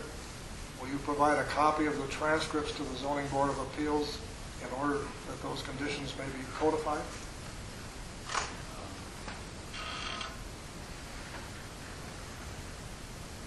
At the completion of the county board, or of these hearings, we can provide a submission of those transcripts, yes. No, I suppose I'm obligated to my obligations. Your answer is yes, but only at the completion, is it not? That's correct. We discussed that last week as well. Need further clarification on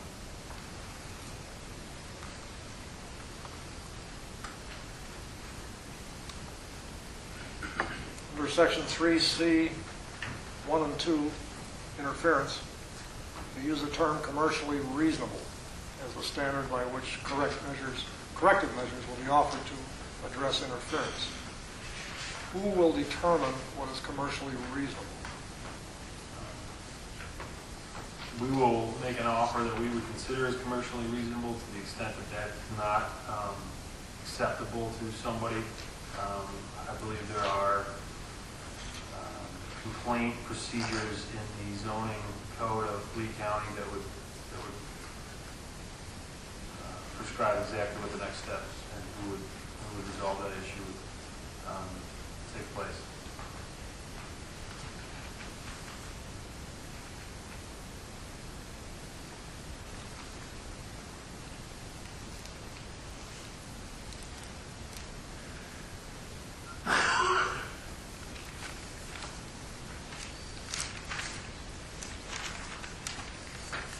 What constitutes a verified complaint of shadow flicker in excess of 30 hours per year? Who measures it and how is it confirmed? I'm sorry, we've been over this and over this. Okay.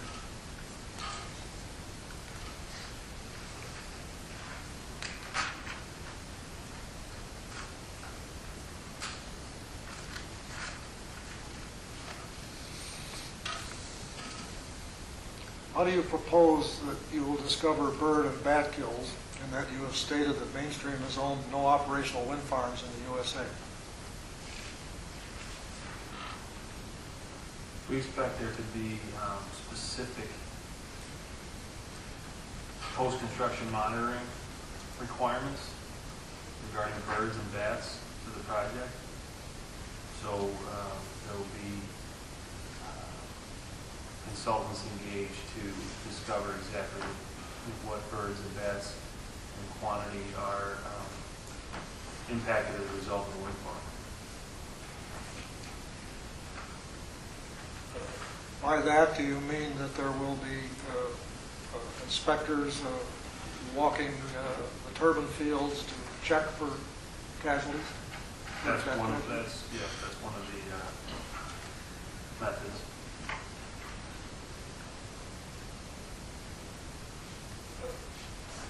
What other method would there be to find a dead bird or a dead bat? Probably the primary method. So I just spoke, but that seems like an appropriate question for last week when the wildlife consultant was here.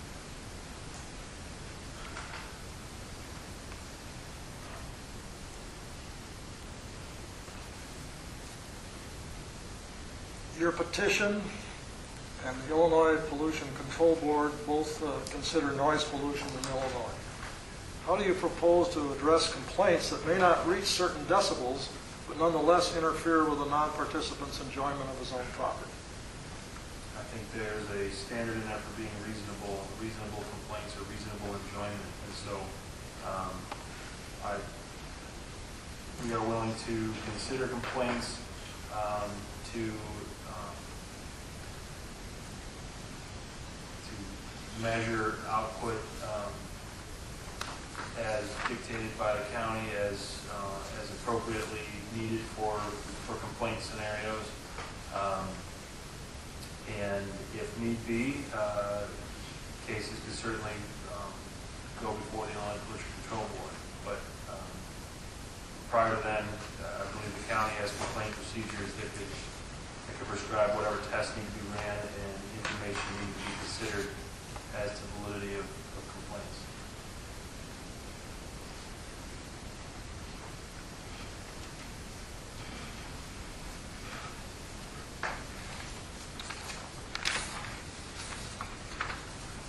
I have one more question, but John, I'm getting smart here. I don't think Judge would let me ask it, so that was my last question. Thank you.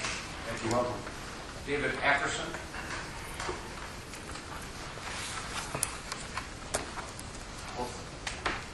Jose Wayne or Ware. Greg Conigan or Conigan? Corrigan.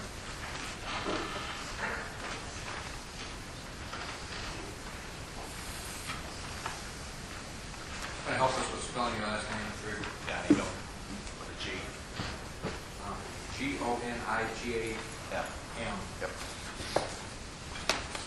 John?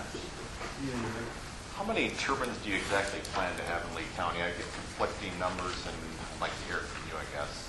Current proposal is 53 turbines as part of the project. Okay. And what turbines have been removed from your maps? Could you tell me that or not?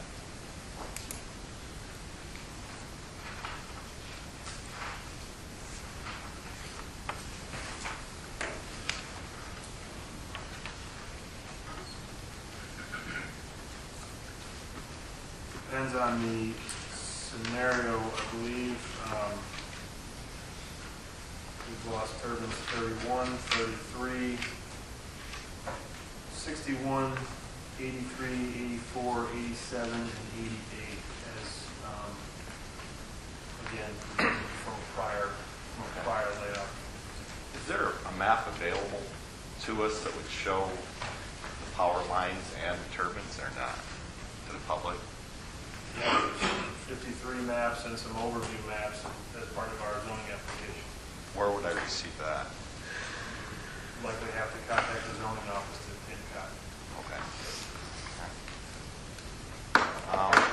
In your application, you've had some turbines like 82, 68, 56 are listed twice in different locations. I don't quite understand why it was that way. Is that an error, or what is it? What's the reason for that? It's corrected in the zoning maps themselves, or in the exhibit appendix A maps with respect to which turbines are on which parcel. So It is corrected in the more recent stuff that's in yes. Okay. If we remove those turbines, will those parcels be removed from your application? Those turbines you just said were going to be removed. Will your application for those parcels be dropped also? To the extent that it doesn't contain another turbine on it, effectively we would be removing that from our application. How many acres in Hamilton Township do you have, I guess, signed up? I guess I'd like to, do you have that figure? Specifically, I don't know that. With a breakdown to Hamilton Township. I mean, my figures show you got about 3,500. Folks, can't tell them things. You just got to ask the questions. Would 3,500 acres sound reasonable or not? Sounds approximate. I'd have to do the math and check some maps. But So basically, about 14% of the township is what you have signed up in Hamilton Township. I don't know the overall size of the land, so Okay. I would have thought you would have known that. Let's not have it. Okay, I'm sorry. Please. I'm sorry. That's how things deteriorate. Sure. Just ask questions. Sure. Okay. On your petition map, you show section 30 wires going through that. don't believe that farm's been signed up. Is that an error? Section 30 map? Right, and Hamilton Township.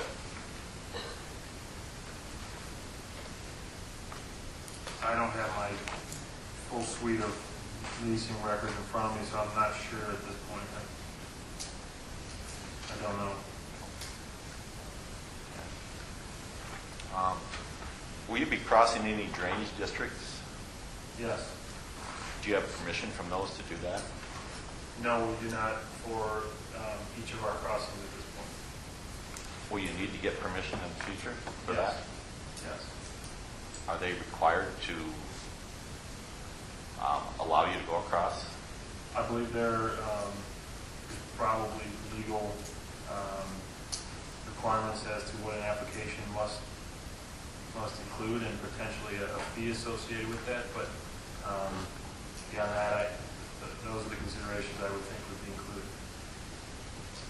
So you got eminent domain that you can automatically have to cross a drainage district, their ditches, their rivers, whatever, or could they prevent you? Again, I think there's probably a legal requirement as to what an application must obtain or must include, and an appropriate level of fees that come along with it. So it's not at all associated with eminent domain. It's what are their prescribed requirements for an application. So possibly they could prevent you from crossing, is that what you're saying? It's a possibility? Provided we don't provide the reasonable amount of legal requirements that would be associated with an application, I suppose that could be the case. So you plan on negotiating with the drainage districts as far as setbacks, turbines from them, so people can work on the districts, I would assume? Again, I don't think that setbacks are in the purview. I think that they have land rights over specific parts of Lee County and the other counties. And again, it's not meant to be a negotiation as much as it is a requirement for the appropriate amount of application information to decide whether or not an application is sufficient for approval. You've been talking about the DNR and setbacks. They're requesting between a mile and a mile and a half, I believe. Is that correct? No, that's not correct. Okay. So they're not requesting a mile in any property in Hamilton Township for turbines in certain areas? They've requested a mile setback from the Foley Sand Brook, which I believe is in Hamilton Township. Okay. So they've requested a mile there, okay. And the other properties they've requested, how much? There is an INA, there's designated areas in the Sand Prairie and the Green River State Wildlife areas called INAI areas. They've requested that the county consider a half a mile from those areas. And you're planning more on a third of a mile, is that correct? We're hoping the county understands that a third of a mile is sufficient for any kind of real, even if small, considerations around impacts for species in particular. Have you been negotiating with the DNR to get it down to the half a mile, or was that their automatic response? We've gone over this and over this previous years.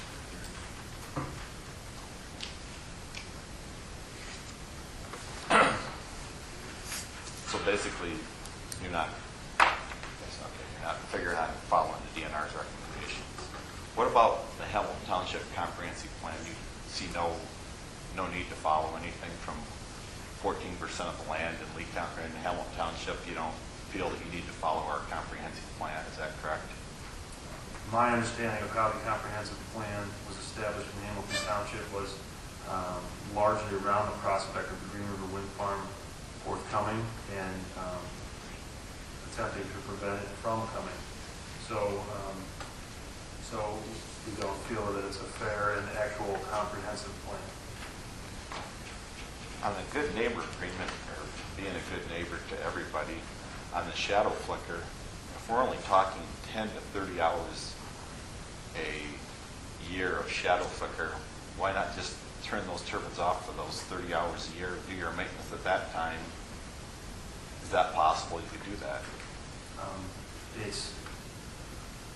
It's possible, but not appropriate. We're talking about a small amount of time, over 8,760 hours there are in a year. That's the right number.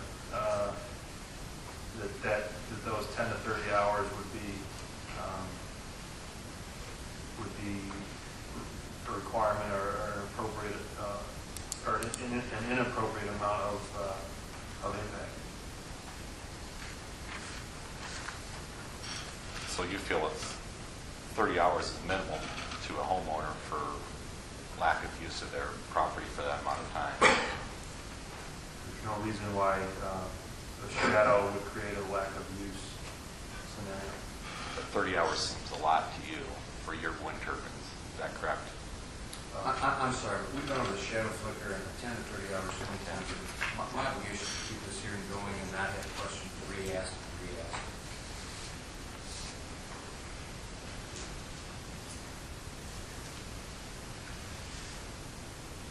Originally, we were talking about property values and protections, and you seemed to be in agreement to do that, and the board didn't do that.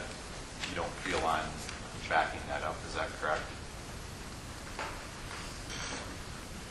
At no point was I in agreement that there was a need for property value protection around a wind farm.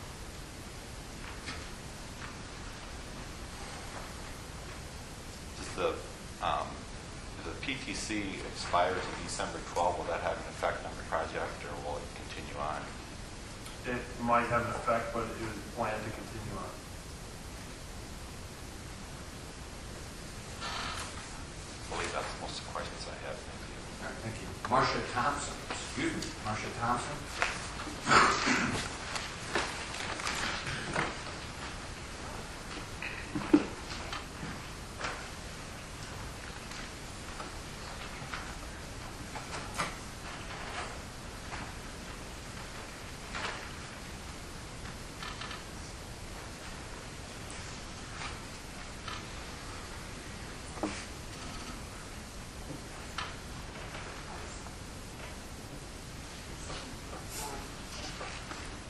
Do you have a buyer? For the power of the project, no, we do not have per Well, you mentioned ComEd. ComEd is the owner of the transmission lines that would allow us to inject power onto. If, when you're constructing the turbines on my neighbor's property, you damage the tile, and so therefore later on, I have a problem with my land, are you going to help with paying to get the tile fixed on my land? So by your example, I've damaged the tile on somebody else's land. And in so doing, you didn't repair it right, or you didn't realize you damaged it, and in so doing, the tile runs through my land too, and I have a problem. To the extent that we have impacts that there's legal cause to believe it's our fault, I believe it's inherent in that we would be obligated to fix it. So I don't know. So you fix theirs and mine too. Again, I don't know tile all that well, but if I damage somebody's tile on your land, I'm not so sure that I would necessarily damage tile on your land.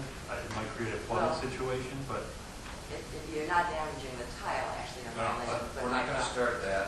We're starting down that road. Just ask them a question and you answer the question. Sorry.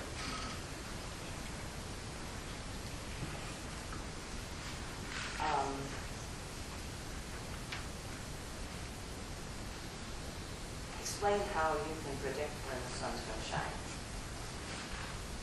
we can predict the location of the sun, specifically whether or not it's going to be cloudy that day, we cannot predict. We can take an appropriate amount of meteorological data that samples years of trends and try to apply that to the model. But specifically whether or not it's going to be sunny one day versus cloudy the next day, we can't tell. Well, is that very accurate? It's in terms of statistics and a sample size, I believe it to be accurate with respect to meteorological data. How accurate? I believe that's an appropriate question for our shadow flicker expert in June. Or June. Sorry. November. A month next time. If your way of mitigating is to pay me money, and I don't need your money and I don't want your money, then what can you do? Mitigate what in particular? So I assume you're talking about the good neighbor agreement? The shadow flicker, yes. Yeah, so talked about it a couple times, but we are offering other mitigation measures. And again, appropriately installed blinds or tree stands, awnings, those types of things are other things we would be happy to consider. Well, at my age, I wouldn't think the trees would get tall enough that they would. You're telling me.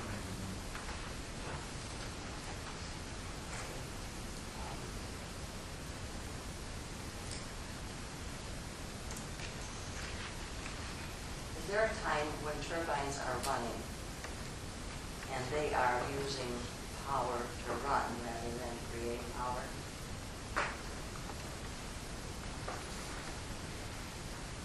I think there are some scenarios where the turbine, the blades are yawed such that it allows the wind to go by. The power is not meant to rotate the blades effectively. There may be some turning scenarios and that kind of thing too, with respect to not enough wind or curtailment or whatever is needed, but not largely, no. So you are saying that you never use power? No, I just said that there are some scenarios where there might be some operation of the turbine itself to do some of those things, but not to rotate the blades effectively, not for the bulk of any kind of rotation of blades.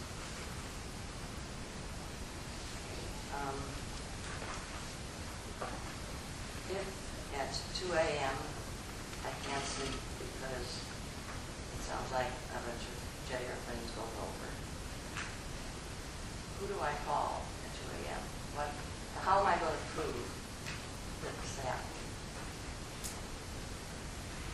So there will be a 24-hour hotline associated with the project. It will go directly to a specific person. And again, that would be a complaint that would be considered in the appropriate manner with respect to its validity and the operation of the wind farm, and any need to measure or take any action beyond that. Then they're going to believe me when I say that this sounds like everything's going on. They're going to consider every complaint is worthwhile following through on.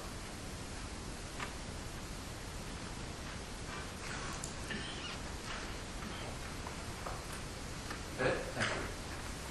All right, other than the names we've been through, that people have been given, that either have asked questions of Mr. Martin or through today have been given the opportunity to ask questions. Anyone else questions of Mr. Martin? All right, Mr. Martin, you may step down. Thank you. Um, Can I ask a question? I thought we'd been through you guys. We did, but I have one more question. And since you're the zoning board, I think that's fair. You got to make a decision, so that's fair. When you consider turbines and which turbine you're going to actually get a special use for or request a special use permit, is part of the consideration the length of time it may take from the time of the order and the amount of lead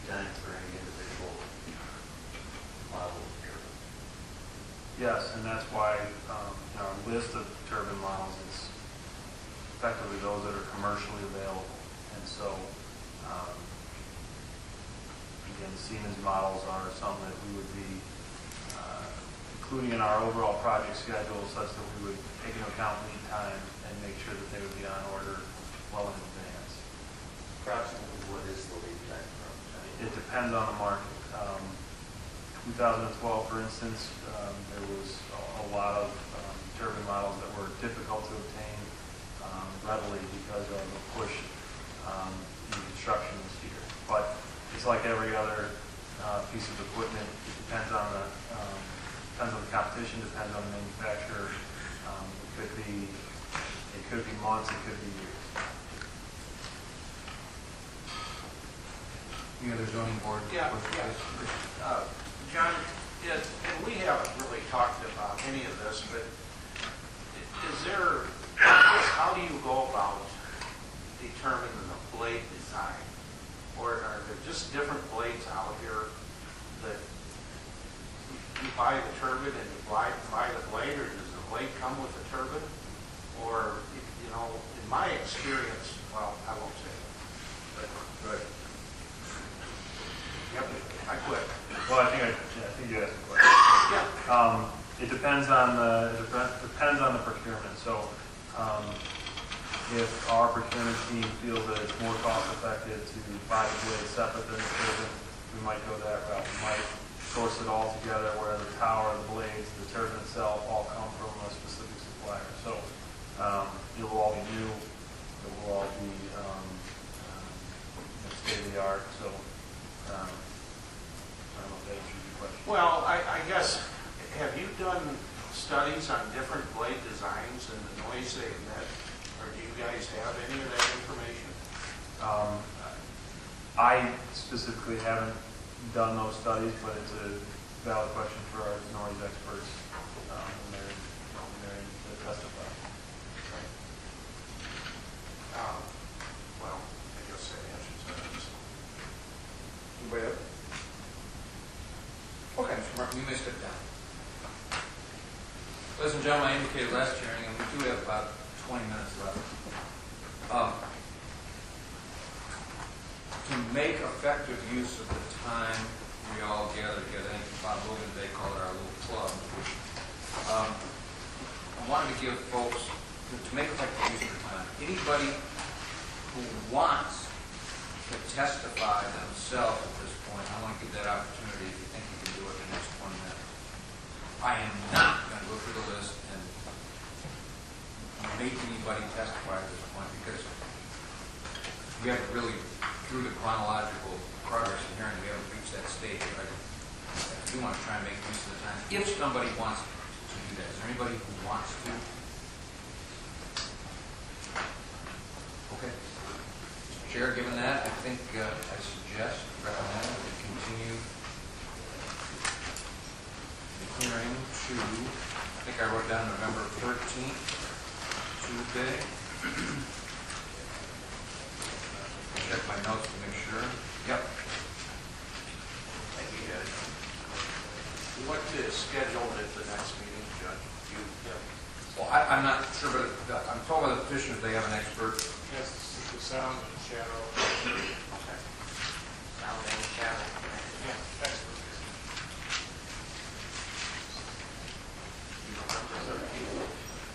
Tuesday. Just for the public. I'm saying that without. Yes, that's correct. Can't go to the front. Just for the public's information, then Tuesday the 13th, then Wednesday the 14th, then after Thanksgiving, the 26th, 27th, and 28th, all three of those evenings will be meetings. So 5 meetings scheduled in November. At this point in time, then, do we have a motion by the board? Let's continue the hearing. So moved. Moved by Bruce, is there a second? Yeah.